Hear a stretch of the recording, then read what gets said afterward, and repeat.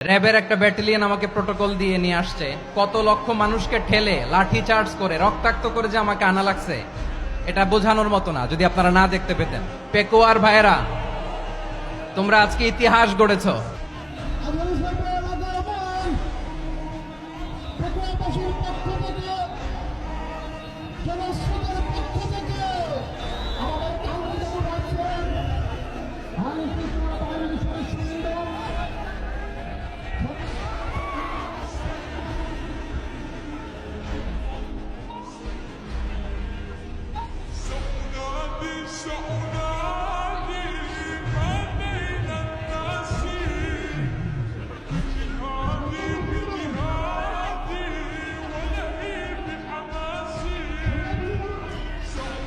আসসালামু আলাইকুম ওয়া রাহমাতুল্লাহি ওয়া বারাকাতুহু।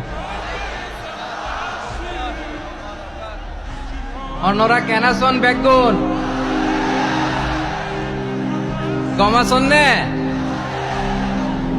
হর্ষবাজারের বেগুন চলি আসছেন পাল্লার। আল্লাহু আকবার, আল্লাহু আকবার, আল্লাহু আকবার কাবীরা। প্রিয় ভাইয়েরা, আপনারা সবাই ভালো আছেন? সবাই ভালো আছেন? আপনারা অনেক কষ্ট হয়েছে আপনাদের, আমি জানি। আর অল্প সময় একটু কষ্ট দিব। সকাল 10টা থেকে রাত 10টা পর্যন্ত 12 ঘন্টার একটা প্রোগ্রাম। এই তো 10টা বাজতে আর অল্প কিছু সময় বাকি, আমি শেষ করে দেব ইনশাআল্লাহ। 3 দিন আগে আসছো? আচ্ছা, মাশাআল্লাহ মাশাআল্লাহ। আমাদের একটা প্রতিবেশী দেশ আছে, আমরা আমাদের দেশ নিয়ে যত ভাবি তারা তার চেয়ে বেশি ভাবে। কথা বুঝতেছেন না? আরো ভেঙে বলতে হবে। আমরা আমাদের দেশ নিয়ে যত উদ্বিগ্ন, এদের আরো টেনশন বেশি। বলেন, আমাদের দেশে শান্তি আছে না নাই? আমরা হিন্দু মুসলিমে কখনো দাঙ্গা লাগে? আসতে বলেন, কেন লাগে? ওদের পূজা পর্বণে আমাদের মাদ্রাসার ছেলেরা যে পাহারা দেয়, চিল্লায় বলেন ঠিক কিনা? আমাদের তাফসির মাহফিলের সময় ওরা ডিস্টার্ব করে, ঢোল বাজায় না। ওদের পূজা পার্বণের সময় আমাদের তাফসির মাহফিলের ডেট হলে আমরা চেঞ্জ করে দেই। সুবহানাল্লাহ, কি সাম্প্রদায়িক সম্প্রীতির রোল মডেল। আর ওই বাংলাদেশের ব্যাপারে তারা অনেক ডিস ইনফরমেশন ছড়াচ্ছিল। ভারতের অনেকগুলো গণমাধ্যম, আমি জেনারেলাইজ করব না, আমাদের প্রতিবেশী দেশের সব গণমাধ্যমকে আমি দোষ দিতে চাই না। অনেকগুলো গণমাধ্যম তারা ডিস ইনফরমেশন শেয়ার করেছে। ডিস ইনফরমেশন আর মিস ইনফরমেশনের পার্থক্য আছে। মিস ইনফরমেশন না জেনে ভুল বুঝে একটা মিথ্যা বা ভুল তথ্য ছড়িয়ে দেয়া, এটার ক্ষমা আছে, এটার কি আছে। আর ডিস ইনফরমেশন মানে ইচ্ছা করে, প্ল্যান করে, ম্যাপ করে, ছক এঁকে মিথ্যা, গুজব, রটনা সোশ্যাল মিডিয়ায় ছড়ানো, এটার ক্ষমা আছে? আওয়াজ করে বলেন, ক্ষমা আছে? ভারতের কিছু গণমাধ্যম তাই করেছে। আমরা ব্যথিত হয়েছি, আমাদের হৃদয়ে রক্তক্ষরণ হয়েছে। আমাদের প্রতিবেশী দেশকে বলতে চাই, আমাদের দেশ নিয়ে আপনাদের ভাবার দরকার নাই। নিজের চরকায় তেল দেন, নিজের দেশ নিয়ে ভাবেন।